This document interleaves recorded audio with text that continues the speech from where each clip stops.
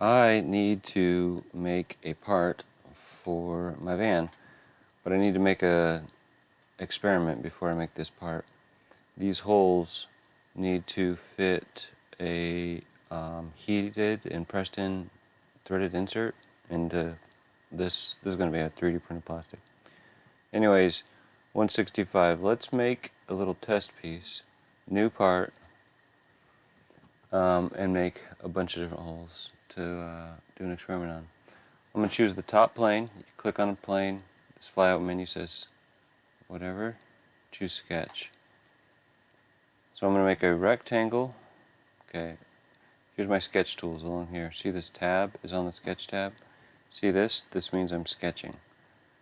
Click on here for rectangle.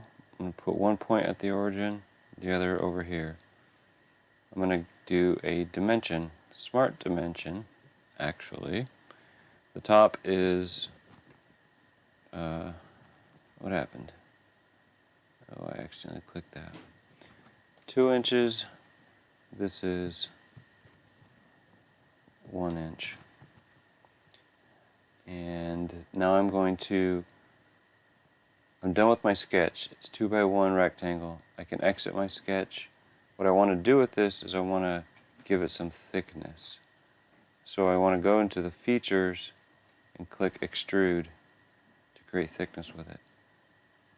I want this thing to be, let's see, how deep do I want the holes? Let me check.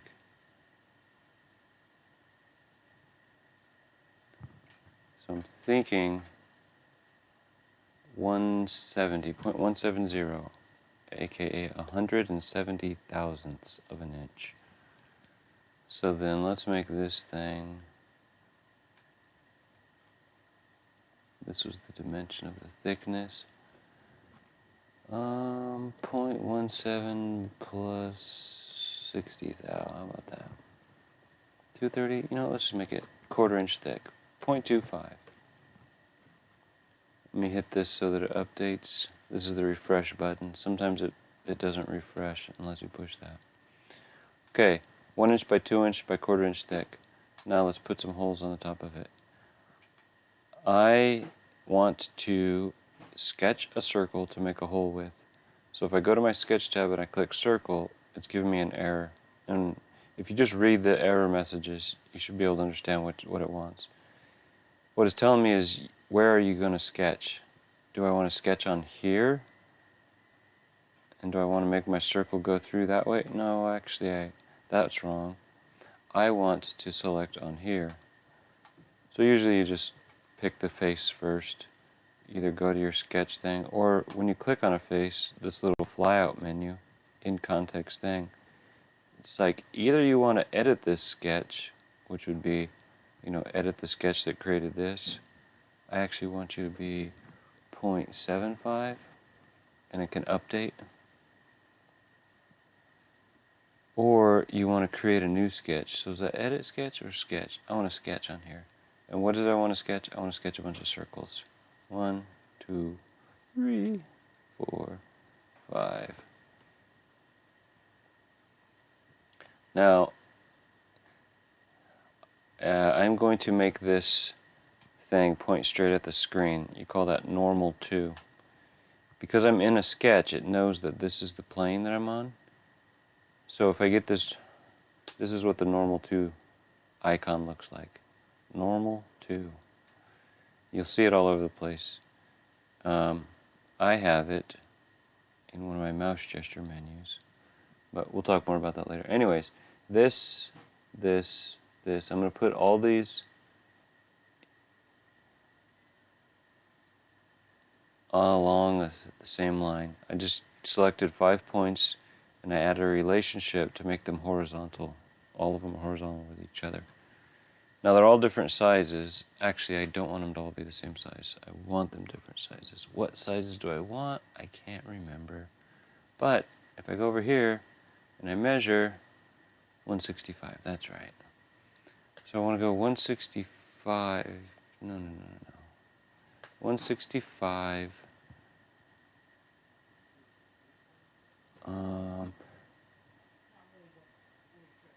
How many holes do I want? 0.165. I could easily do 10 holes on here. So let's go 165 minus 5 plus 5. Okay. 0.170.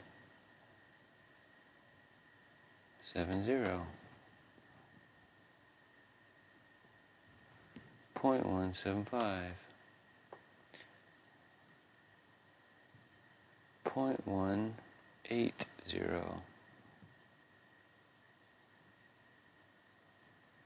0.185.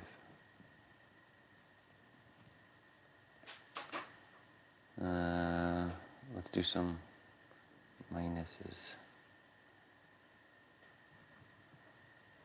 Okay, now I'm going to draw a line, because sometimes that's an easier way to do things. Boop.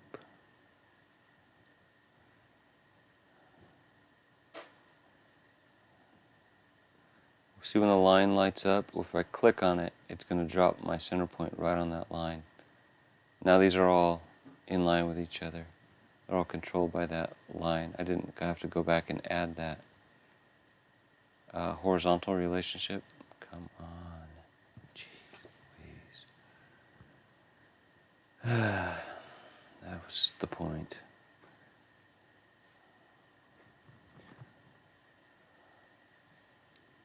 .165. Let's just do 165 again. 0.160.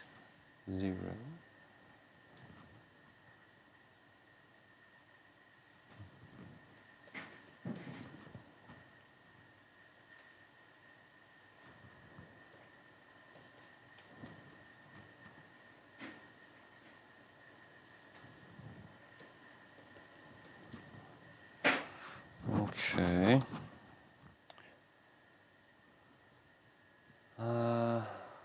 Let's get some dimensions to space these out.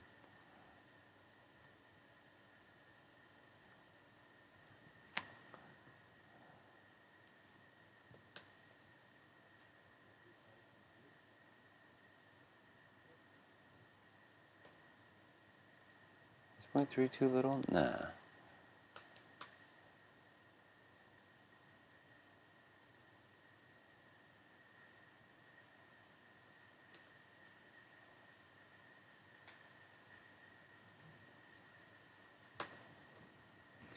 Okay.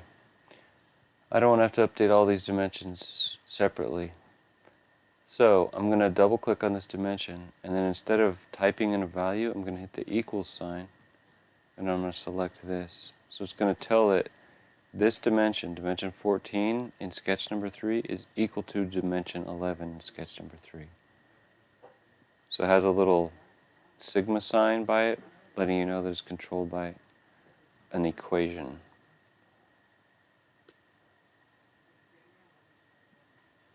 So if I make this 0.35, everything that's an equation that's driven off of this will update with it. So let's update this one too. Just select it, hit the equal sign, and then select what you want to drive it. There we go.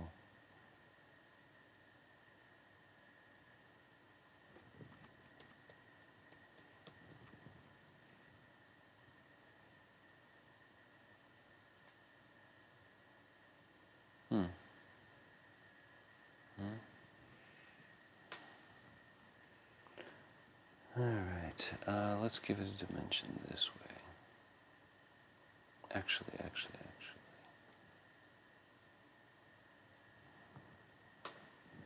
I should do some testing, like how close to the edge it can get. That's a good idea.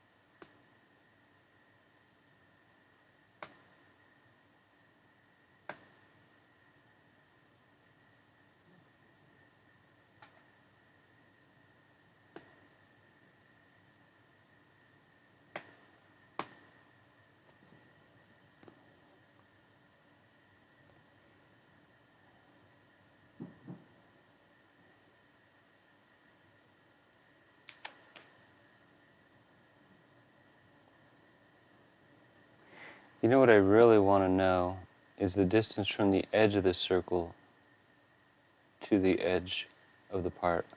So let me get rid of this dimension that goes to the center line. Let me show you. There's not really a way to select here to here. You can't really select a node on a circle. So you got to put a point there. And you can easily find where these nodes are, or quadrants, or whatever you want to call them. I like to call them quadrants myself, but that's just me. So I'm just going to say that's 30,000. 30,000 more than enough. Let's make it 20. See how that reacts. All right, so that should be enough for a test, right? Okay, so now that I got all those circles drawn, I'm going to select that sketch. I'm going to go to my Features tab. I'm going to say Extrude Cut, and I am going to tell it 0.17 deep. And you see it go down 0.17. If it's for some reason pointing the wrong way, this is to reverse the direction of the cut. Okay. There we go. Now, if I look at this and I say, you know what, I actually want to update this sketch. Let's just make this, can we make it 1/2 inch? And I come back and look at it. Oh yeah, it all fits. That's the beauty of this kind of software. They call it parametric modeling.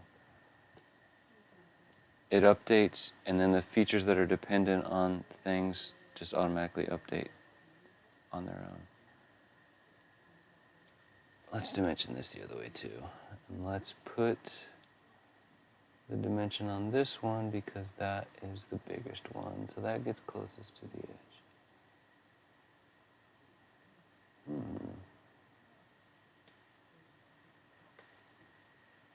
15,000?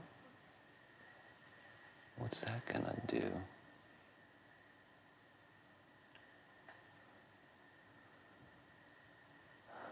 So, there's my little part. Save as. Well, first save your part, I guess. I'm going to call this insert test. INSERTTEST.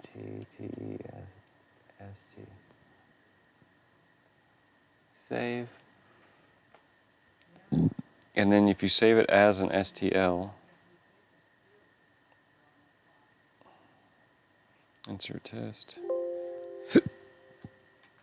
then you can give it to your slicer software.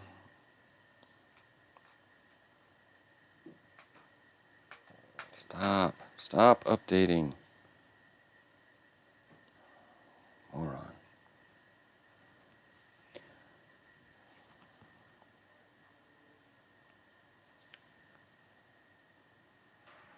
Insert test.stl, open. No, that's obviously the wrong direction to print. How stupid are you?